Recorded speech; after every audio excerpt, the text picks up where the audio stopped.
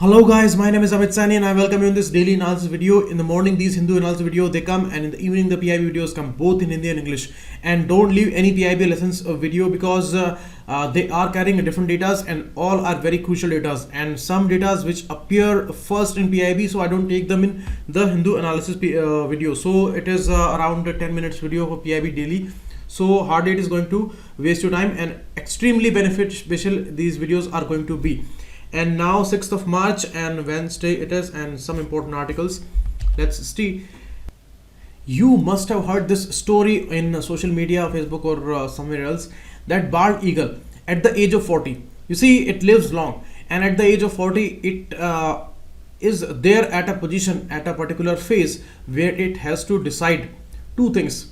It has two options: whether it goes as it was going and it loses its life after some time because it becomes old, and the body is actually going through a lot of transformation and it is going towards the death actually, or it can rejuvenate itself. How it does it? It has this beak, and this beak is actually very sensitive part, and it's important and the strongest part in its body, and it is attached to its cranium. So it is impossible that it breaks off, but it hits the rocks consistently until the time the beak comes out. It keep hitting the rocks, and it is one of the most painful thing for bald eagle in its life, but it does it so that the new beak can appear. And when this new beak is going to appear, it is gonna pull off its nails with the help of this new beak, and then it is going to pull off all of its wings also. So the total body goes into transformation, and for the 6 months it is under this immense pain, and it cannot eat anything, it cannot drink water, and it is totally a devastating phase for bald eagle. And you see, these conditions, these negative conditions, these are somewhat similar to your own condition today. You are going through this phase where you are isolated and you are preparing for something, but you are doing sacrifices every day, and it is the time when you are in pain. Your health is also disturbed sometimes, and whole world is enjoying outside, and you are living this life of pain. This is life of struggle, and the life of learning, and life of ignorance, insult, everything you are bearing today. So this is the same situation with bald eagle. You take this decision whether you go for some time in intense pain and you shape your future for the next phase of your life, whether you are going to be a responsible person, a big personality, a big shot in your life, or you are going to be just an average person and you will live an average life. But what about this particular decision that makes you great, that makes you hero? So it is you who is about to decide this. This age is 40 for bald eagle, and this is the age in 20s for you where you are going to decide about these things. So nothing can be a better motivation for your life today. So go with it. Maybe it is wrong or it is right, I don't know, but the example is perfect. Next, these are the important phone numbers where you can call and you can ask for these pen drive courses by StudyIQ. Extremely important. Daily I tell you about them, and consistently I will be telling you about them because these are important. These are very helpful. Next, MCQ1. On 3rd March, World Oceans Day. No, it was World Wildlife Day, and it was the day when the Convention on International Trade on Endangered Species CITES convention that was started, and 3rd of March the date was. And World Wildlife Day, not Oceans Day, so this statement is wrong. Second statement, life below water for people and planet was the theme.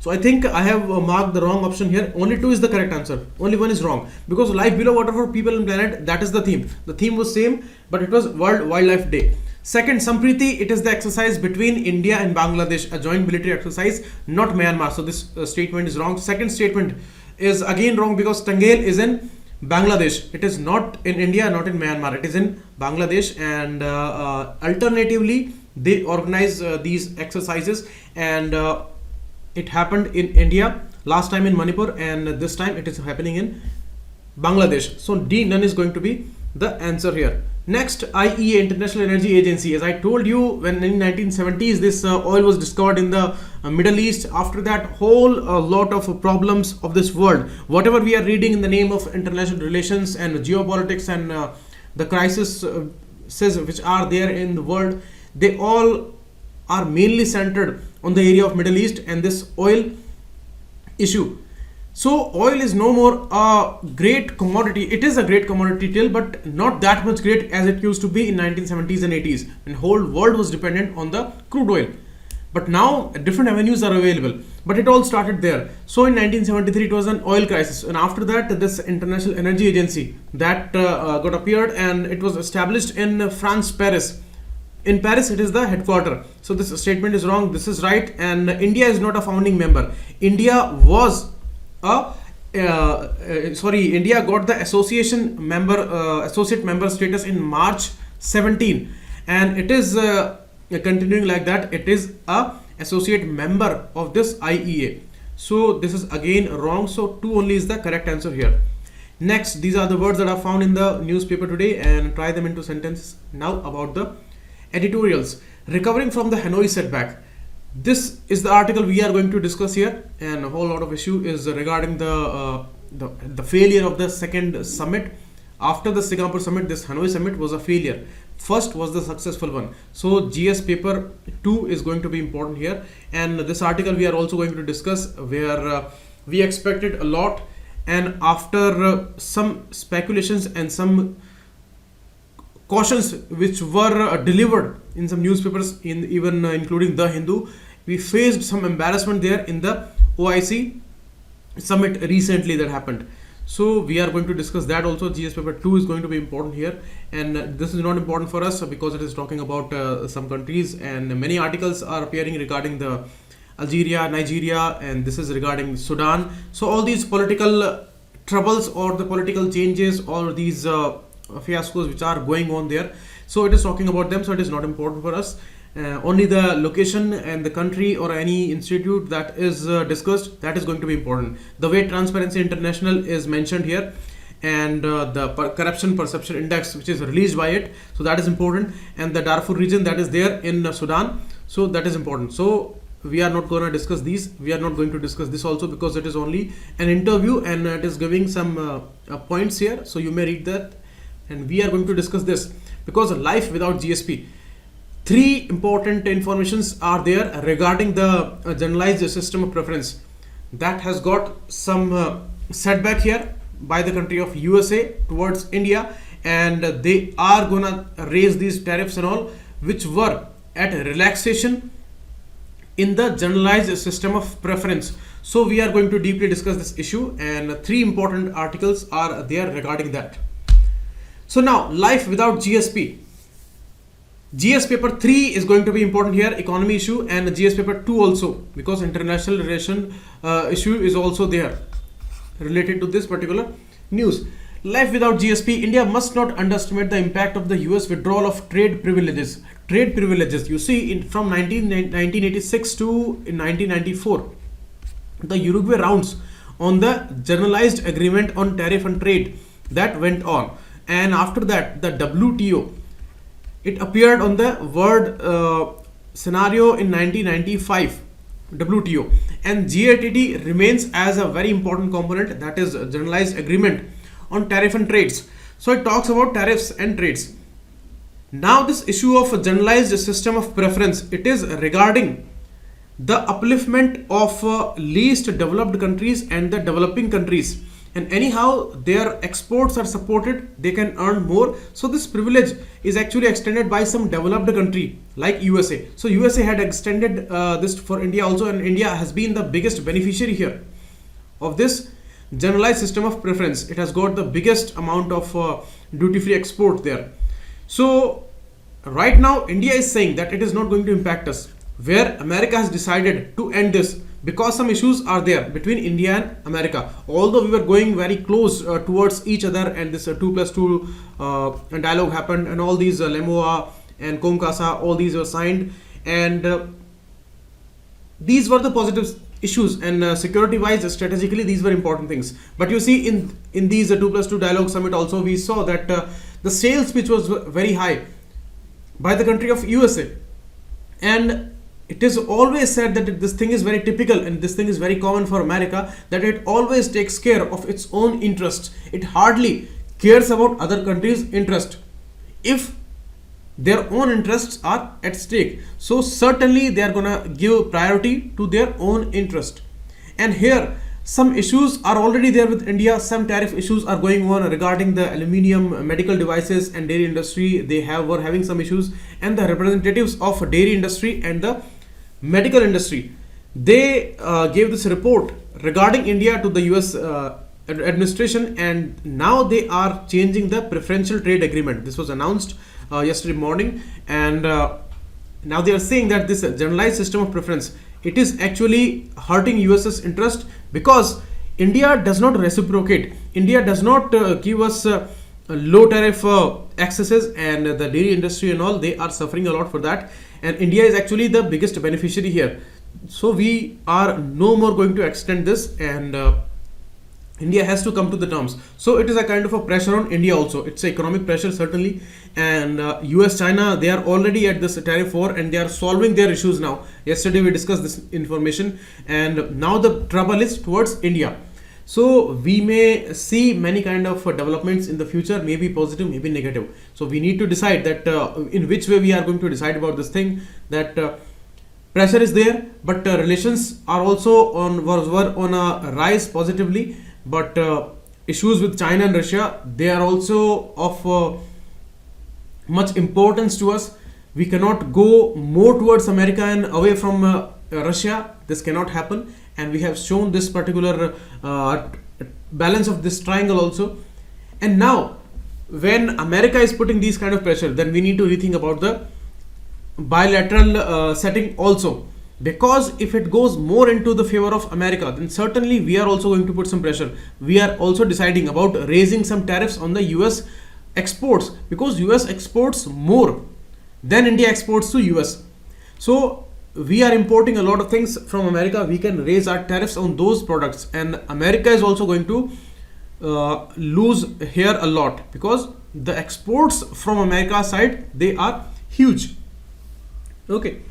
So 60-day period is there. In this 60-day period till May 1, they are going to decide about this. If they can solve this issue, they will solve it, and it is going to be maybe a very positive phase, but doesn't look like positive.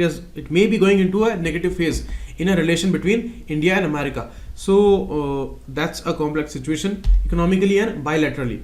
Next, recovering from the Hanoi setback. You see, the President Trump from America and the cute person from North Korea, the Kim Jong-un, they actually came to a very positive conclusion, a very positive start.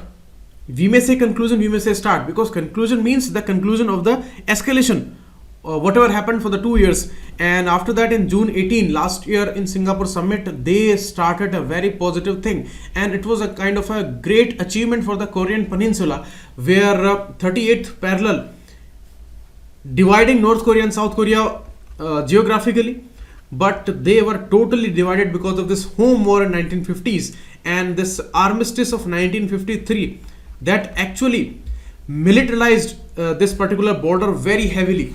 And after that, there was no positive point in the next future. Until now, the situations are like that. But last year in June 18, the situations changed, and President Moon of South Korea, he took a lot of initiatives. He took a lot of mediation, and out of the support, mediation, and initiative of the President Moon of South Korea, the deal became possible. Although some issues were there, and they were trying to imply the Libya model of denuclearization in Korea.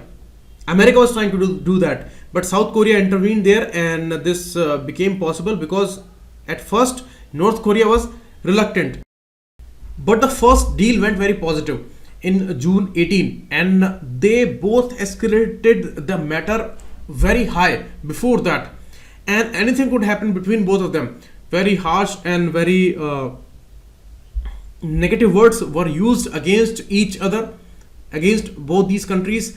So now when total denuclearization is wanted from America's side, then North Korea doesn't see any security there without these nuclear nukes. If America is not gonna give entire removal of these economic sanctions before that, so that is the condition, and here these leaders are stuck. So you see, the writer is saying that Trump is not a good negotiator. We have seen in the nuclear deal with Iran, he actually withdrawn from there, and in the climate change issue also there, his image was not good, his decision making was not appropriate. And now with the Korean issue of total denuclearization. So here the writer says that he is president of America, but he's not a good negotiator. He's not a very proficient person, and certainly he talks all issues according to the political timing. He is targeting 2020 elections, and that is why whether we talk about the forces withdrawal from Afghanistan, Syria, or this issue of North Korea, all three big issues he is raising, and he wants all these things according to his own will. Whether in the case of Mexican wall also, he has gone very far, and in all these issues he wants things according to his own wishes, and he wants all these things to be finished before 2020 term, because it is nearly impossible for him to come back in America as a president again for the final and second term without solving all these issues, because he raised his stakes too high on these matters. So we can say that he may come back, he may not come back, but certainly he is raising these issues a lot, and according to the political timing he is tackling these issues. That is a problem, because in the international scenario, in the international matters, you cannot go according to your own domestic politics, but it is America, so the domestic politics is also very important there. You see, before Act 1 there were suspenses, but as I told you, President Moon Jae of South Korea, he took initiative, and this thing became possible. And actually after this Singapore summit of June 18, things are very much on a calmer side between South Korea and North Korea. They both crossed borders and they have exchanged their officials also, and it is really the best time in the last 70 years in these relations of North Korea and South Korea, and this thing is going on. But the relation between America and North Korea, they are not very great after this Hanoi fiasco. In Hanoi, Vietnam, this Act 2 or this Summit 2 happened, and now the writer says that that the demand was there from the Korea side of armistice agreement and the end of this Korean war, because without the ratification of the US Senate, according to the agreement, this war cannot end, and they wanted it. And but Trump said that we cannot give all these clarities and all these positive decisions according to you if you are not going towards total denuclearization, because some issues appeared before this Summit 2 in Vietnam, Hanoi, that there was some issues that North Korea was found to be involved in some additional facilities, and their nuclear stockpile, which was supposed to be 30, there were some additions into it, and that was totally problematic for America. They said that after Singapore summit you continued some things, and those are certainly not going towards denuclearization. So we cannot assure that these economic sanctions are going to be lifted very soon on you, and because of that North Korea is going towards the previous position again against America. But certainly things are not as bad as they were before June 18, and they are hoping for a better future. That is why the Summit 3 is also expected very soon. And you see, this time the economic sanctions which are there on North Korea by America, it is expected that China and Russia, they are never gonna support the extension of these economic sanctions or any kind of tightening in these economic sanctions against Korea, because things are somehow going in a positive side, and more escalation or more economic sanctions on North Korea is never gonna be beneficial for the whole world, and certainly they will act against America's interest. So certainly they are gonna support the Korea's position here. So that is the thing. And President Moon of South Korea, he is pushing this matter a lot because he is the most important person in all these matters. Because you see, there is a condition in South Korea that any person can become president, can remain president only once. So it is his final term, first and final term, and he wants to make it memorable. He wants to make it historical by making this deal possible, and by making, or by maybe by integrating both Koreas here. So that is going to be very huge in the future, and certainly these things are left, these things are half done, and Summit 3 is actually needed, and from here they are giving all signals that Summit 3 is certainly going to happen. So we need to see, and certainly North Korea also, as it was said regarding its Yongbyon nuclear facility, America was demanding the total shutdown of it. But you see, some other facilities were also found in Gangsan, and even some of them were of the nuclear fusion technology. That is much more dangerous than the nuclear fission. Nuclear fission, atom bomb; nuclear fusion, the hydrogen bomb, and that is much more devastating. So that is why some issues remain there, and America will certainly protect its own interest, but even Trump cannot afford any kind of negative escalation again with North Korea. So they all need to come on the table again, and they all need to play a very positive part. And Moon Jae's initiative here is certainly going to be fruitful if this thing becomes possible. Okay, and it is never going to be a bad deal for the whole world also, because it's a rare instance where two countries which went into those much negative escalations, and they are coming towards a positive side again, and it is kind of a great example of the restraint of negative talks. So whole world is watching this, and whole world should put pressure on both these countries that come on the negotiating table, and it is really a big deal for this whole world, because the nuclear issues are there, and nuclear issues are certainly going to be the major reason for the third world war, and nobody wants a third world war.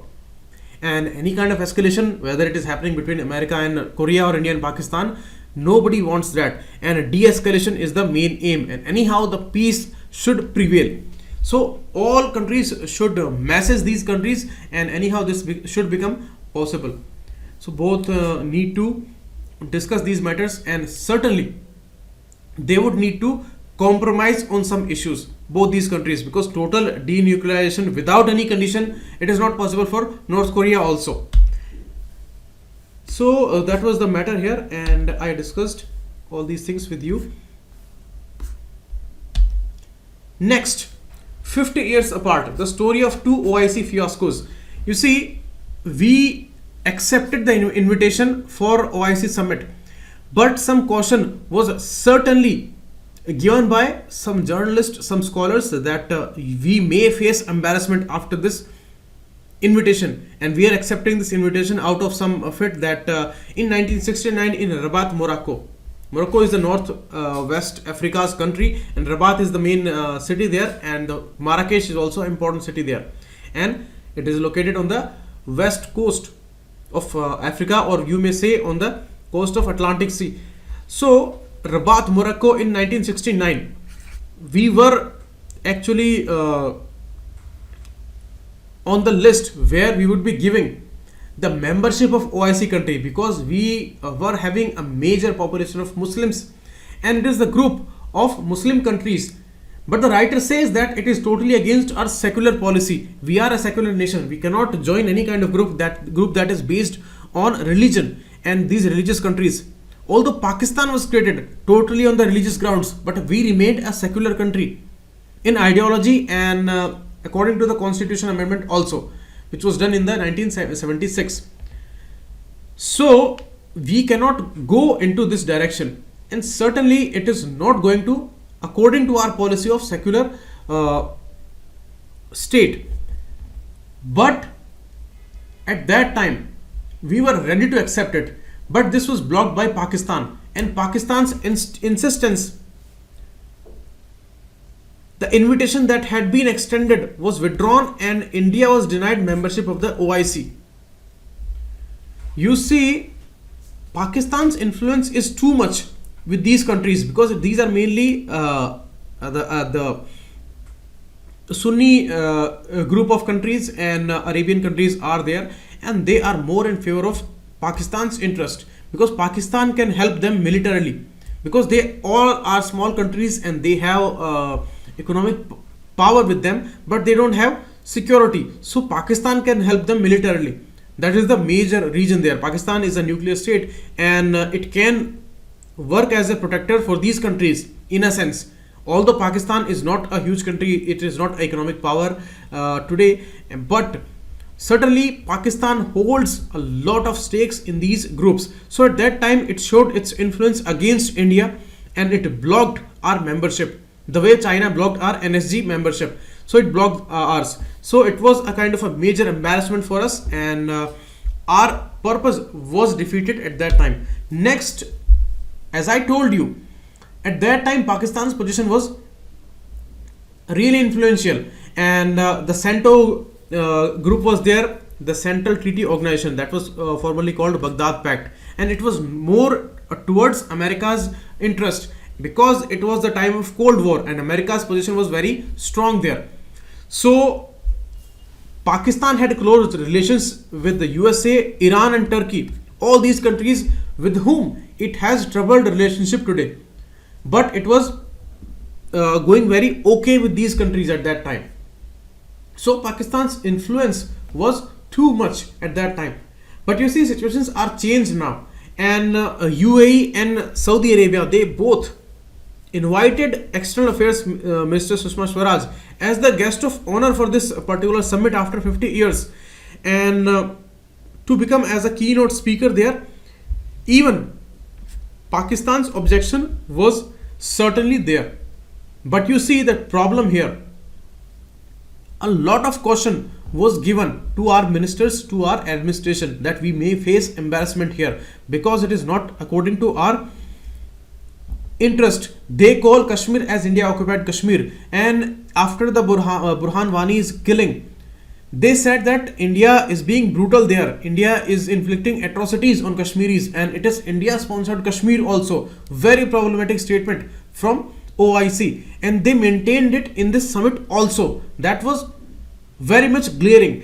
And you see, it was expected that Gulf monarchy, they are actually focusing on post-oil age, and certainly India can help them a lot in various sectors. We have expertise, we have technology and everything. But what happened? We went there, we accepted the invitation and we went there, and she became the guest of honor there, but the honor was not given in real terms. What happened? Number of events happened. First, Abu Dhabi Declaration issued at the end of the meeting and did not contain even a simple expression of thanks to Indian External Affairs Minister. Even she was the guest of honor. They did not mention this thing. They did not mention the guest of honor. So they actually denied the honor, and intentionally this was done because many unnecessary things were delivered in the speech. So it did not mean that they were not having time, or they were only focusing on some very important issues. They were focusing on unnecessary issues also. That means intentionally they did not honor the presence of our external minister. And second, to add insult to injury, the documents only reference to the India-Pakistan standoff stated that the OIC welcomes the positive initiative undertaken by Prime Minister of Pakistan Imran Khan to hand over the Indian pilot as the gesture of goodwill to de-escalate tensions in the region. You must have remembered when Saudi Prince came here, then we put a lot of pressure, a lot of weight on this thing, that when Saudi Arab Prince is gonna visit Pakistan, then he should pressurize Pakistan and he should try to isolate Pakistan, and he should force Pakistan to act against terror activities and concede the mistake there. But just opposite happened. He embraced Pakistan a lot. He said, I am going to be the representative of Pakistan in Saudi Arabia, and certainly we are having one of the best relationship in the world, and The gesture was reciprocated by Pakistan also. The symbol of the golden rifle which was given to Saudi Arabia's prince. So these symbols were totally against India's interest and India's expectation. There also we said that we expected too much from Saudi Arabia, but we expected, and after that we faced embarrassment. And again in this OIC summit we accepted this invitation. Even some caution was given, but we accepted this because we thought that in 1969 when Pakistan blocked our presence there, Pakistan blocked our membership, and we are now invited as the guest of honor, so certainly we should go there. And it was too much of hype in the media that Pakistan is totally isolated and crying in the corner and nobody is listening to him. Even the Muslim world is embracing India there, and things are totally on our side. But this is a total insult there in the OIC, as it was said in the Hindu article also, that we may face embarrassment. And at that time in the article it was said that we may face embarrassment after the summit, but within the summit this insult was done. They did not mention our presence, and they said totally things against our interest. And even the Abu Dhabi declaration, where they said India sponsored terrorism and India occupied Kashmir. So these are total violation of our particular position and our territorial integrity also, our particular image also. They hurted everything. So it was a kind of a great twist here. And now what we are going to decide about these countries, what we are going to decide about this particular group, that is gonna be based on our diplomatic struggle. But certainly it was a problematic thing. Now always they have taken Pakistan's side, and they have always favored Pakistan's point of view. So it shows that Pakistan's influence is nowhere changed. And as we were expecting that Pakistan is crying in the corner, as the Indian media was saying, as they were making a hype in the issue of very sensitive issue of Pulwama attack also, and they were saying that 400, 300, and now all numbers are out that there was no numbers given, and only those numbers were there in the media, and it was totally a foolishness of Indian media. So again this is proved here that Pakistan is nowhere isolated, and we are spreading some false satisfaction in our democracy, and maybe it is for the political gain. And the facts, the results are in front of us, that we should not expect too much, and a lot needs to be done here. We need to become bigger and bigger, so that these embarrassments are not going to be there for India at any stage. Okay, so this was certainly nothing short of an avoidable fiasco. We should have avoided accepting this invitation, and this same issue is repeated as it was there in the Rabat conference in 1969. This is the writer is saying. The writer is Rakesh Sood. He is a very experienced diplomat and an expert on the international matters.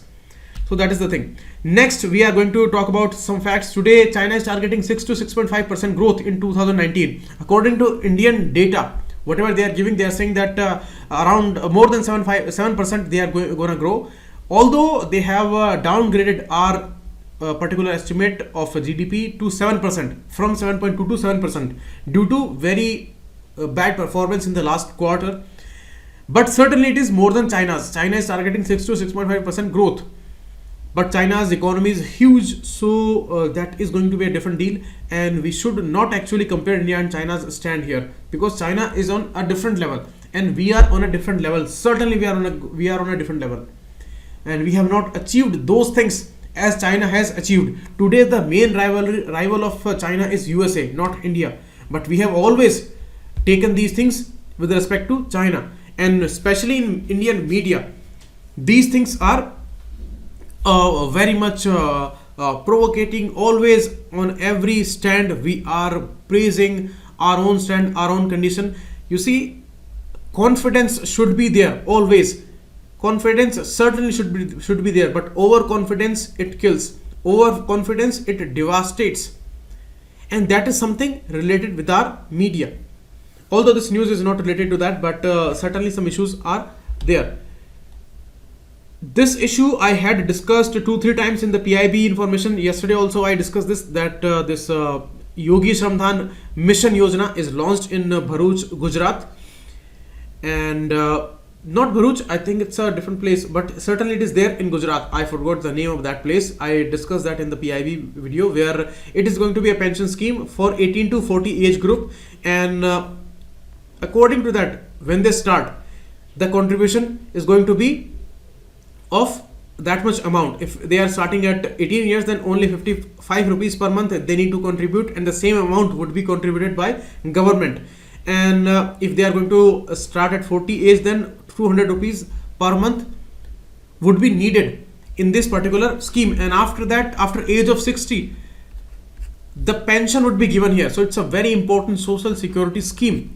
And for the 42 crore unorganized workers of our country, it is going to be a very beneficial scheme, because it is going to secure their future, and it is about the most sensitive issue of their old age. Because if they are poor people and they don't have any kind of a social security scheme, then the existence is actually really problematic for the poor people in India, and this particular pension scheme is going to be very beneficial for them. And the contribution is also not much, only 55 to 200 rupees per month.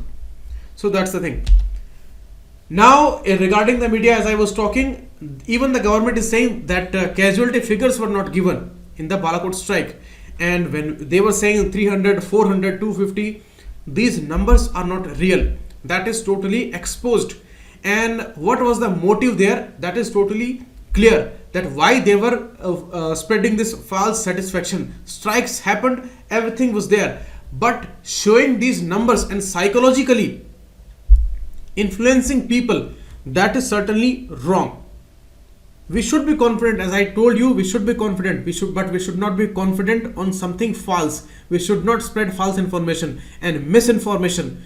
It is always devastating for a democracy, because after the age of misinformation, the age of mistrust would follow, and that is the destruction. Where our forces, our government, our spokespersons, they are saying that no figures are given, then why these some specific media houses, media channels, not all, some of them, and actually most of them, they were showing these numbers and they were saying that we have killed these many targets. But now bigger questions are gonna come, that who are the targets and whom you are targeting, how many lives, and how you claimed all these things, whether you did something or not. These kind of questions are coming on the public domain. So they need to answer all these things, and certainly the jeopardy for the government is also there. So that's a problematic thing. Although it is certainly going to criticize the government's claim, but in the democracy, questions are really going to come on every issue if some suspicion is there. And when these suspicions are being exposed in this manner, then it's a problematic thing. There's nothing to hide there. Next, one more problematic data for India. You see, we claim very high, although we are progressing with a very fast speed. And a positive thing is that our growth is much more than China's. Our growth rate is more than China's. They are targeting 6.5, we are targeting 7 to 10. But the problem remains here, as we are discussing for the last 2-3 days regarding the air pollution issue. More than 12% deaths happened in 2017 out of air pollution. The disease like lung cancer, the COPD, compulsive obstructive pulmonary disease, and the coronary disease, and poor lung capacity, problems with kids and old age people. These all are related with the air pollution issue. And now the list given by IQ Air Group. Out of 20 most polluted cities of this world, 15 cities are there from India. So shameful this thing. Gurugram at the top, Ghaziabad, Faridabad, Bhiwadi, Noida, Patna, Lucknow, Delhi, Jodhpur, Varanasi, the place where we are investing a lot of money on these ghats and all, everything. And this is said that we are going to convert it in Tokyo. So you see the condition of this India's Tokyo. Agra, where Taj Mahal is there, where every time it is said that pollution is really devastating for Agra's building, the Taj Mahal building, and it is made up of CaCO3, calcium carbonate, and the surface is actually being degraded by the polluting chemicals. Gaya city in Bihar and Jind in Haryana, you see the small cities are also there, and the problem is so huge with these cities. Patna, Lucknow, Jodhpur, Bhiwadi, you see, so small a city, but on the top list of this world. But in what list? The negative list, pollution. And it is certainly going to take lakhs of lives if we are not going to be sensitive about it. It is related to our particular behavioral aspects, our governance aspect, corruption issues, our focus, and what we take as a priority. We take priority in the name of cows, in the name of Bharat Mata Ki Jai slogans. We have taken priority for those things, but these are real issues, these are real challenges. As I told you, disease are the real challenges. We discussed swine flu, rising numbers, the death numbers which were rising, and now the air pollution list. 15 cities out of 20. You just suppose how many cities are there in this world, how many places, how many countries are there in this world, and out of 20, 15 are there from India. So it is the worst condition anywhere in this world. You see, China's only 2 cities are there, Hotan and Kashgar, only 2 cities of China, and 15 cities from India. Only even Pakistan is also only having 2 cities there. Although maybe the reason that Pakistan is having only 3 developing countries, developing cities, but the fact is India's cities are developing with a very fast pace, but we are not managing our air pollution standards, and they are gonna put a really dangerous impact on our health.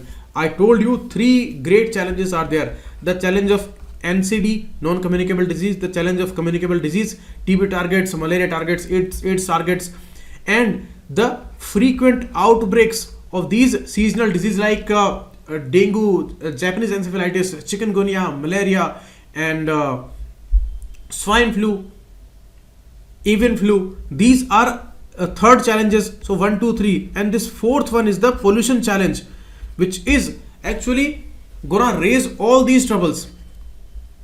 So it's a very, very sensitive issue. You can write a whole mains question on this topic, and you can write a mains question on the issue of OIC debacle also, where we expected much and what we got in return, that is debatable, and how much we could achieve in that particular summit, that is again debatable. So you can write positive and negative points about both these issues. Next, this issue again I had discussed in the PIB data, that QRT interception technique, that is electronic technique, digital technique. Out of it, we are going to create digital borders on the India-Bangladesh border in Assam's Dhubri district. There is a comprehensive integrated border management system, and according to it, on this India-Bangladesh border, you see Bangladesh's position is like this, and Assam is there. So here it is Dhubri in Assam. Okay, here it is Sikkim, chicken snack is there, and this is the position. So Dhubri is there. So digital border they are going to create. It is going to be the latest technology, and the overall 24/7 surveillance systems are also going to be cover this border. So this I had discussed in the PIB data, and these are the MCQs. Very important one. You may see direct or indirect questions in the prelims this year from these datas, from these PIB and the Hindu analysis datas, and the MCQs that I am giving to you. So extremely important these are, and the PDF you get on this particular group and the Telegram channel of StudyIQ. So thanks a lot. Send me a request, I would approve. Thanks a lot.